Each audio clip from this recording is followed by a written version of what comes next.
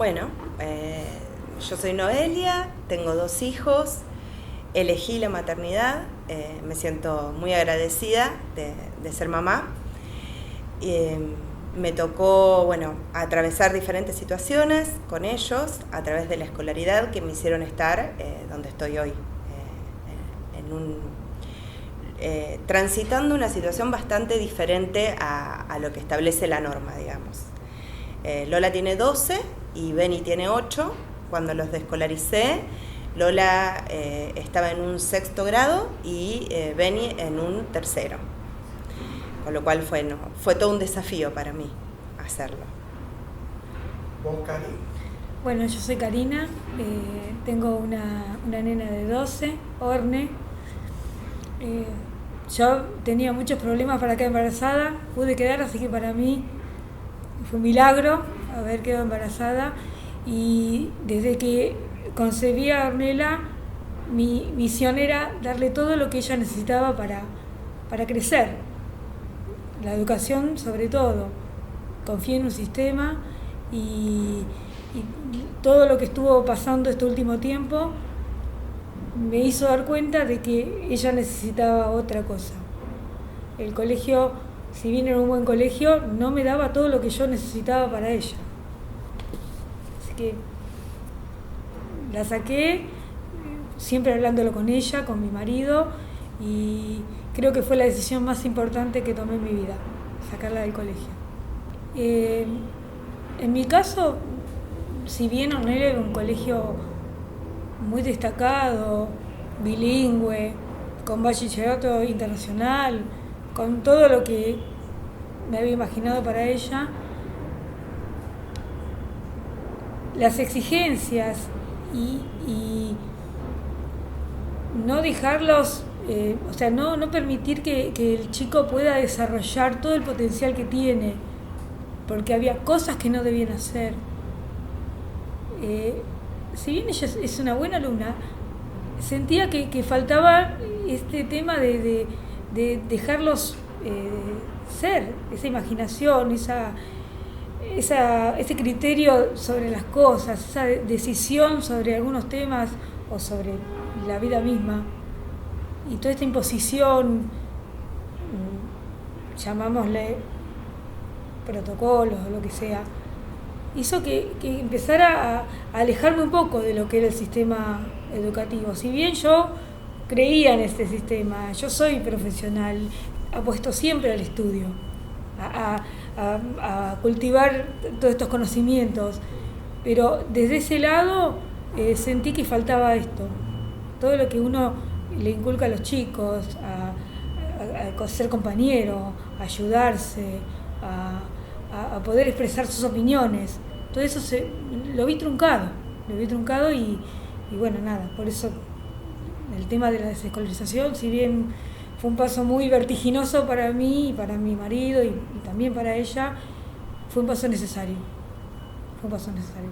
En mi caso, antes de tomar la decisión, años previos a toda esta situación puntual que estamos viviendo, yo ya venía enfrentando situaciones con mis 2 hijos en la escuela convencional que a mí me habían angustiado y me habían desagradado mucho de la institución. Por ejemplo, con mi hija había tenido varias situaciones de etiquetarla emocionalmente y en su aprendizaje, en los que además me había sentido completamente sola, ¿no? Porque yo tenía una intuición como mamá, o tenía una certeza también, porque uno conoce a sus hijos y además uno tiene el día a día con ellos, ¿no? Los ve. Y cuando iba a la escuela era como que me encontraba con un muro de hielo, ¿no? Esto debía ser así, y era así, así o así. O sea, no había plan B nunca para nada. Tal cual. Entonces, como si vos te encontrás con un hijo que no se adapta de la A a la Z en absolutamente todo lo que la institución impone, empezás a tener problemas, ¿no? Entonces yo ya me venía cuestionando algunas cosas, no al punto de pensar en descolarizar, pero sí venía sintiendo que no era un lugar, que muchas veces para mis hijos no había sido un buen lugar la escuela convencional. Bueno, cuando llegó la famosa pandemia y sus protocolos, al principio lo mirábamos como desde lejos porque empezó a suceder en Europa, entonces vos te ibas enterando de cómo iban los nenes a la escuela en Europa. Y yo ya ahí sentía dolor de estómago prácticamente, o sea, me producía un rechazo tremendo desde el día cero, o sea, fueron visceral el rechazo que yo sentí, o sea, no podía creer que se contemplara y que se naturalizara que los chicos tuviesen que mantener distancia, que además lo que me parecía como más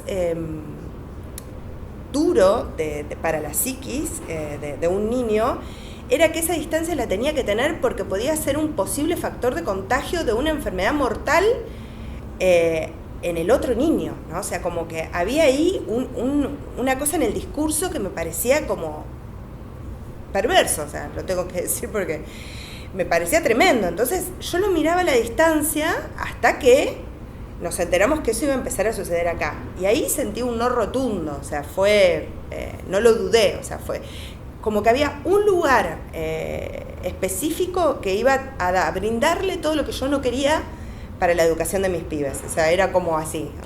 O sea, todo lo que yo no quiero para ellos se lo van a enseñar, entonces no había chance de que pudiese transar con el sistema.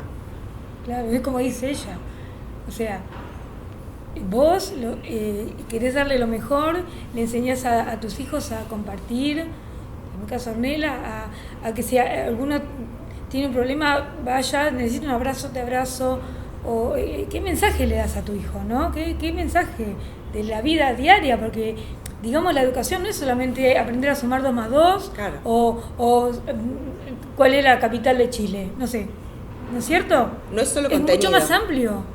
Entonces, ese contenido vacío que, bueno, para cultura general te sirve, pero el día a día, ese aprendizaje falta. Entonces vos, vos, ¿no? A tus chicos les enseñaste que había que ser compañero, que había que estar por el otro, que podía pedir ayuda, que podía expresarse, que podía expresar lo que pensaba. Bueno, se vio todo truncado. O sea, cada uno de los protocolos que pusieron era un absurdo.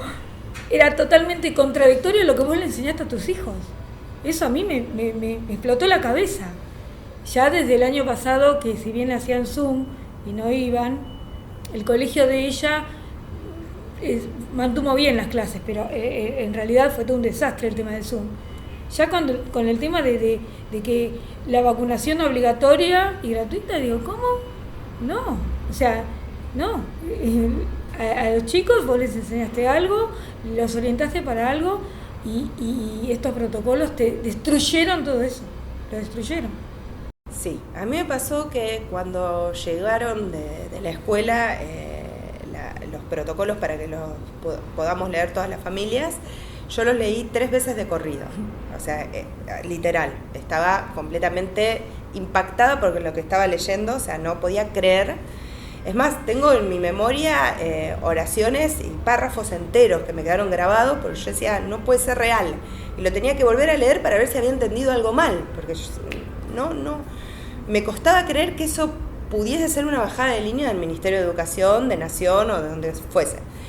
Y para mí sí ese momento fue clave, si bien yo ya venía, como cuento, haciendo todo un proceso interno, me sentí como que me impulsaron, me obligaron a tener que desescolarizar a mis hijos. Yo la verdad que no podía concebir la idea de que fuesen a un lugar en el que les estaban enseñando eso todos los días, porque aparte la idea del formato escolar pasó a ser el protocolo.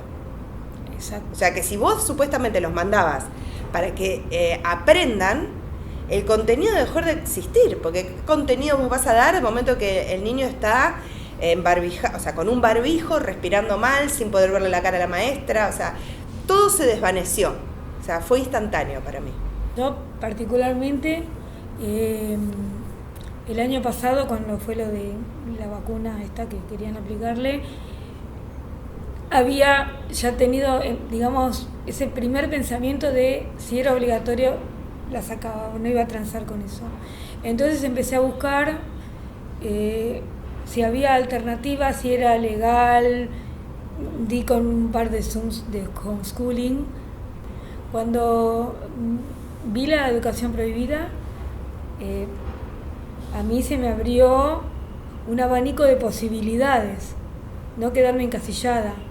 Entonces empecé a buscar, porque la verdad que uno puede quedarse en su cajita cómoda, ¿no?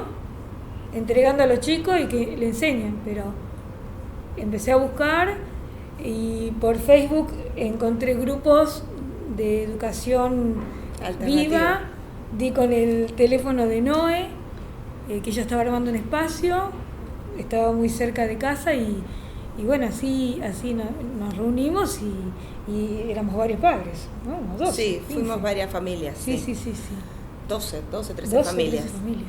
Las redes sociales jugaron en este sentido a favor nuestro, porque lo que hicimos fue, a raíz de una idea, incentivada un poco por una amiga, Diana,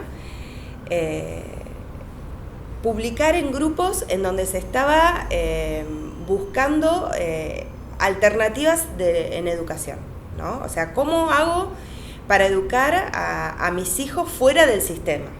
Entonces publicamos no fue en tantos, habrá sido en 3 o 4 grupos, en uno de ellos estaba Cari, y así se acercaron, pero ni bien lo publicamos, al día siguiente ya habían escrito 14, 15 familias, más creo que llegamos a hacer 18 familias, después, bueno, algunas fueron tomando otros rumbos por cercanía, etcétera, pero fue instantáneo, había muchísima gente que estaba en la misma que nosotras. Claro, es que es hasta este momento en que vos te das cuenta de que hay mucha gente en esta situación y que hay posibilidades, no que te encasillas en la estructura del sistema educativo.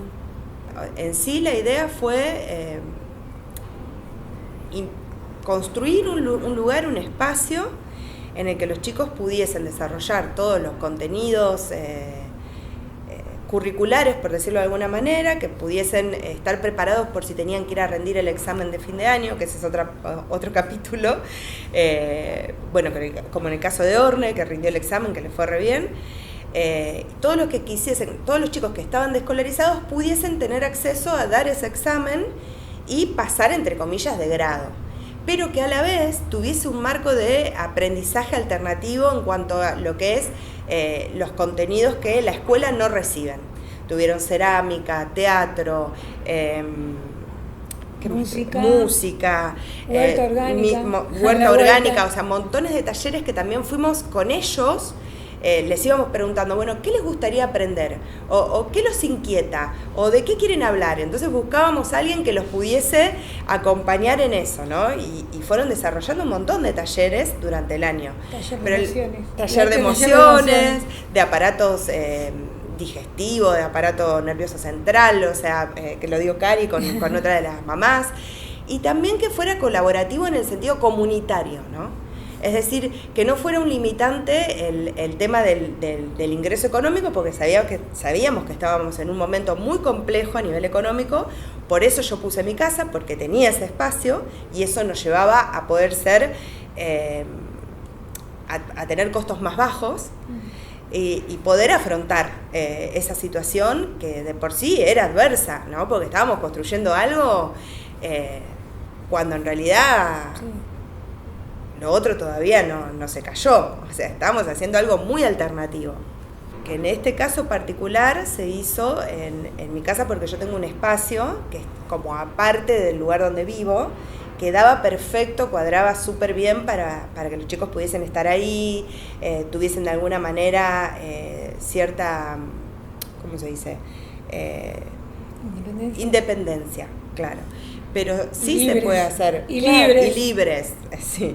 Pero también se puede hacer en un parque, hay gente que lo hace en un club, hay gente que alquila lugares por día, qué sé yo, en un garage de una casa. En un teatro. Se puede rotar de casa en casa, una semana en una casa, una semana en la otra semana en la otra. O sea, hay 1000 modos.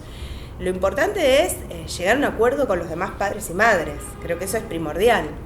Sí, bueno, estuvo la primera reunión. Sí. Primero ver en cada familia cuáles eran sus posibilidades, a qué aspiraban, porque la verdad es que la idea es que fuera libre y poder cumplir la mayoría de las expectativas de todos, ¿no es cierto? Y bueno, saber bien qué materias o qué áreas abordar, se fueron buscando de los profesionales, los docentes, y bueno, tuvimos varias entrevistas con varios docentes y siempre era debatido entre todos y llegar a un acuerdo, ¿no es cierto? Horarios y bueno, todo. Sí, en realidad lo que hicimos fue varias reuniones, primero nosotros como familias. En algunas ya participaron algunos profes, como por ejemplo el profe de cerámica que estuvo con nosotros del día cero y escuchó toda la interna nuestra, pero hubo mucha charla, hubo muchos acuerdos, que también creo que se dieron desde un lugar muy armónico porque todos estábamos necesitando construir un espacio fuera del sistema. La realidad fue esa, o sea, estábamos todos en ese sentido, estábamos todos en la misma. Necesitábamos que los chicos aprendan sin protocolos, que aprendan felices, que se diviertan, que la pasen bien. Verlos compartir una merienda, jugar, se van a la terraza, vienen, no tiene nombre. Y en términos económicos, ¿cómo se fue un acuerdo así, como algo, bueno, poner, digo así, que eso nos salta, como poner en partes iguales, había desequilibrio en lo que podía poner cada uno? Claro. ¿Eso fue una gestión difícil? No fue difícil. La verdad que por eso yo, cuando nos preguntan este tipo de cosas, recomiendo mucho a la gente que haga comunidad. Porque, por ejemplo, en nuestro caso, no teníamos todos la misma situación económica. Entonces, los que no podían llegar, o sea, teníamos un piso que cubrir que eran los profes. Porque necesitábamos los profes y porque aparte nos parecía que estaba bueno que no fuera dado totalmente por nosotros. Claro.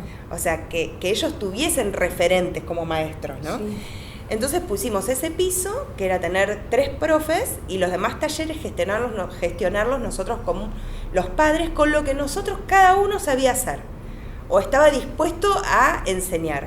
Entonces los papás o las mamás, las familias que no llegaban a pagar la cuota, sí se comprometían a hacerse cargo de alguna manera de esos talleres más que el resto.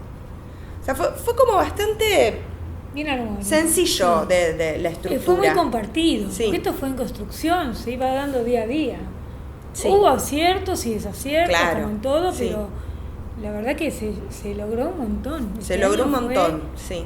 Una experiencia fantástica para nosotros. La realidad es que el sistema te obliga, entre comillas, a que el chico tenga que asistir a una institución educativa. Pero vos como padre tenés el derecho de educar a tus hijos como vos consideres apropiado, lo mejor para ellos, ¿no? Pueden decir que es obligatorio, pero bueno, la realidad es que el padre y la madre tienen el derecho de educar a sus hijos como lo crean conveniente. No sé si respondo. Sí, lo que hay ahí es una situación que se da que como esto de en la Constitución marca que los niños tienen como derecho el acceso a la educación, pero no dice en la Constitución que tiene que ser en una escuela convencional. Ahí está el punto clave. O sea, yo le puedo enseñar a mi hijo o hija llevándolo a diversos talleres, poniéndole maestras particulares, enseñándole yo, o sea, dedicándome a sentarme todos los días o 3 veces por semana o lo que considere necesario y bajar los contenidos que creo que mi hijo necesita y después hacerlo rendir libre o no, dependiendo, pero claro, ese es uno de los mayores miedos, porque parece que cuando uno desescolariza está haciendo algo ilegal. En realidad no es ilegal. Y mal visto. Claro, en realidad lo que uno está haciendo es optar por otro tipo de educación. Pero está respetando la Constitución educando a tu hijo. Claro. O sea, el derecho está completamente cumplido.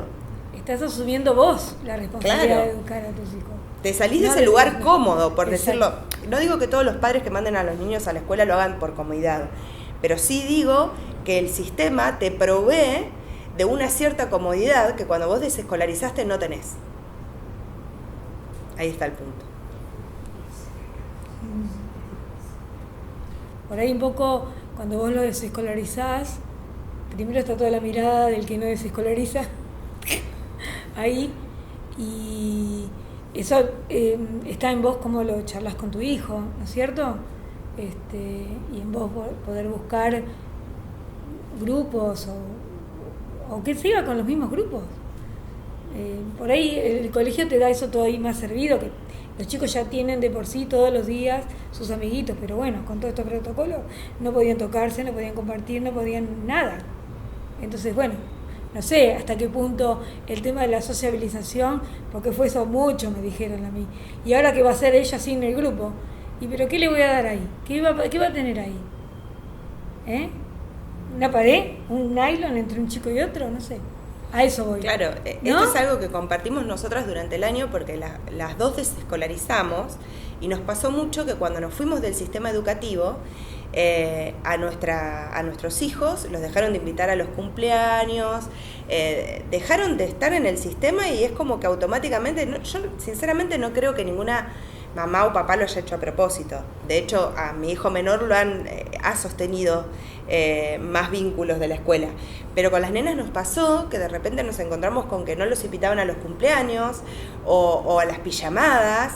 Y eso obviamente genera una situación tensa en la familia, una cierta angustia, más cuando ya tenés niños que están en los 11, 12 años, que están necesitando de la afuera. Entonces, para nosotros también fue re importante en ese sentido haber construido un espacio alternativo.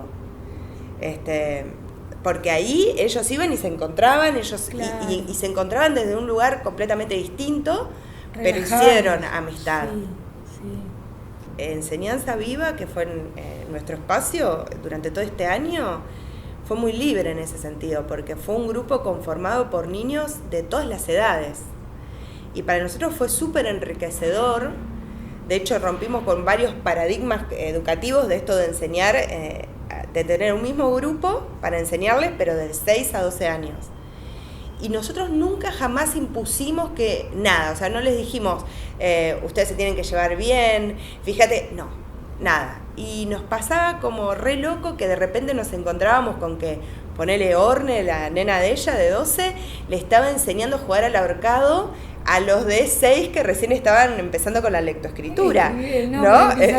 Pero porque surgía de ellos, ¿no? Como que empezaron a intercambiar o jugar a las cartas, juegos de cartas que por ahí tenían cierta complejidad para un niño de 6, pero los mismos niños, como querían jugar con sus amigos más grandes, se desafiaban, sí. O las nenas jugando al fútbol con los más chiquitos, o todo eso se dio de una manera muy orgánica. Para nosotros eso fue un punto, creo yo, de los más lindos del año. Lo importante es que busquen gente que esté en esa sintonía, que armen un grupo de gente, que miren todas las opciones que tienen, que hay un montón de opciones, ¿sí? El niño tiene que entender eso, que el niño tiene el derecho a recibir educación y que el padre y la madre pueden darle lo que ellos consideren, ¿sí? Que se puede hacer. Es un paso importante, No, nadie dice, ay, qué bueno, qué ligero, pero claro. Si está convencido que no quiere eso para su hijo, que agote todas las posibilidades, hay un montón. Lo más importante es reunirse con gente que esté en esa línea de pensamiento, que comulgue con eso, que muchas cabezas van a pensar mejor que una, ¿sí? Es así.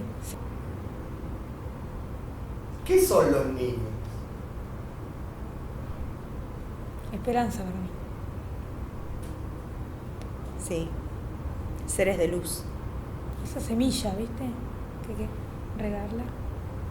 No se riega con tablas de sumar, de multiplicar ni nada. Se riega con un montón de cosas que en el sistema faltan. Y también para mí nos vienen a enseñar un montón. Maestros, sí. Para mí los hijos son maestros nuestros. Nosotros no somos sus maestros. Ellos son. Si nosotros nos detenemos a mirarlos, comprendemos un montón de cosas.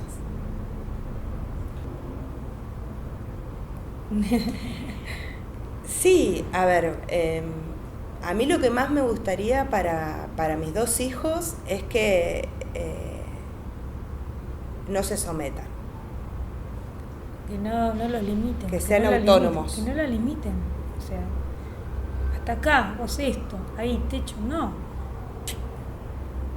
Que puedan desarrollar un montón de aspectos de su personalidad y de su